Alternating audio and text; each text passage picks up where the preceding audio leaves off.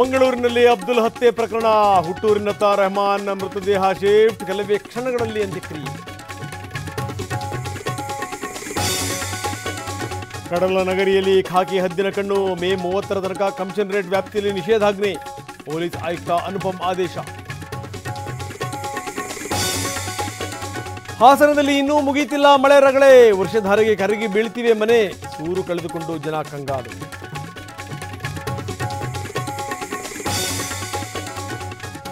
ವರುಣಾರ್ಭಟಕ್ಕೆ ಜಲಮೂಲಗಳಿಗೆ ಜೀವಕಳೆ. ಹೇಮಾವತಿ ಜಲಾಶಯದಲ್ಲಿ ಒಳಹರಿವು ಹೆಚ್ಚಳ. ನದಿ ಪಾತ್ರದ ಜನರಿಗೆ ಆತಂಕ. ದಕ್ಷಿಣ ಕನ್ನಡ ಜಿಲ್ಲೆಯಲ್ಲಿ ಮಳೆ ಆತಂಕ. ಜಿಲ್ಲಾಡಳಿತದಿಂದ ರೆಡ್ ಅಲರ್ಟ್ ಘೋಷಣೆ. ಸಮುದ್ರಕ್ಕಿಳಿಯದಂತೆ ಮೀನುಗಾರರಿಗೆ ಸೂಚನೆ. ಯೋಧರಿಗೆ ಕಾಂಗ್ರೆಸ್ನಿಂದ ಗೌರವ. ಬೆಂಗಳೂರಿನಲ್ಲಿ ಇಂದು ಜೈ ಹಿಂದ್ ಕಾರ್ಯಕ್ರಮ. ಸಿಎಂ ಡಿಸಿಎಂ ಸುರ್ಜೇವಾಲಾ ಭಾಗಿ. ಪಾಕಿಸ್ತಾನಕ್ಕೆ ಭಾರತ ಹೆಜ್ಜೆ ಹೆಜ್ಜೆಗೂ ಶಾಕ್. ಜಗತ್ತಿನ ಎದುರು ಉಗ್ರ ಕಥೆಗಳನ್ನು ಬಿಚ್ಚಿಟ್ಟ ಸಂಸದರ ನಿಯೋಗ. ತರೂರ್ ನೇತೃತ್ವದಲ್ಲಿ ವಿದೇಶಗಳ ಭೇಟಿ.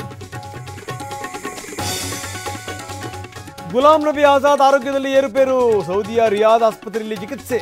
ಟ್ವೀಟ್ನಲ್ಲಿ ಮಾಹಿತಿ ಹಂಚಿಕೊಂಡ ಸಂಸದರು.